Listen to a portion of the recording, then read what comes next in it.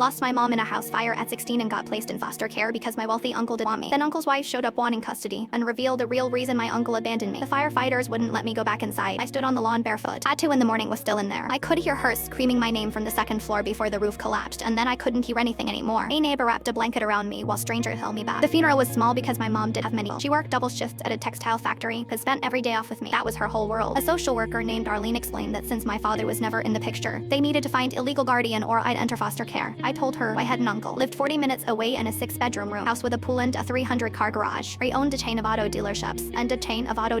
Pauline drove a white Range Rover. We used to see them at holidays.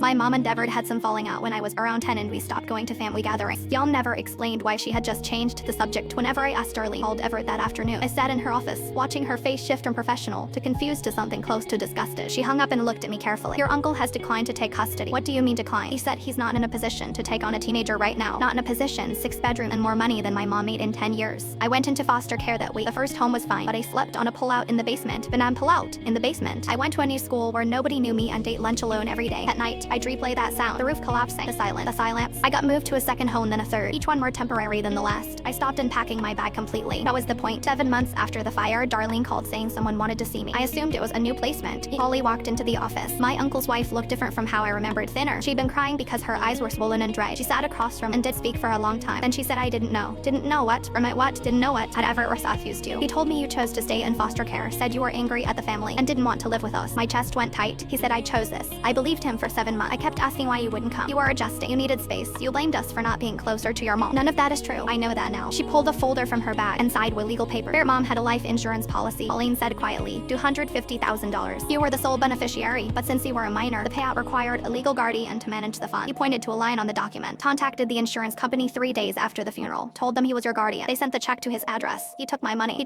Deposited it into a private account, and he's been using it to cover losses at to dealerships that have been bleeding money for a year. That's why he refused custody. The court would appoint a financial overseer for your inheritance. He couldn't steal from you with someone watching. The letter at the bottom was from my mom, written years ago and kept to the policy addressed to Everett. Anything happens to me, please take care of my baby. She's all I have and you're all she has. We haven't spoken, but you're still my brother. But please don't let her be alone. Pauline was crying now. He read this letter and still turned you away. Even in death, she tried to protect me, and her own brother intercepted everything. I filed for emergency custody and hired a lawyer. This morning, I'm also reporting Everett for fraud and misappropriation of a minor's funds. He squeezed harder. What about Everett? Everett can explain himself to a judge. I took her hand. 2 weeks later, the court froze his accounts and recovered every dollar. I moved into her new apartment, and for the first time in 7 months, I unpacked my bag completely.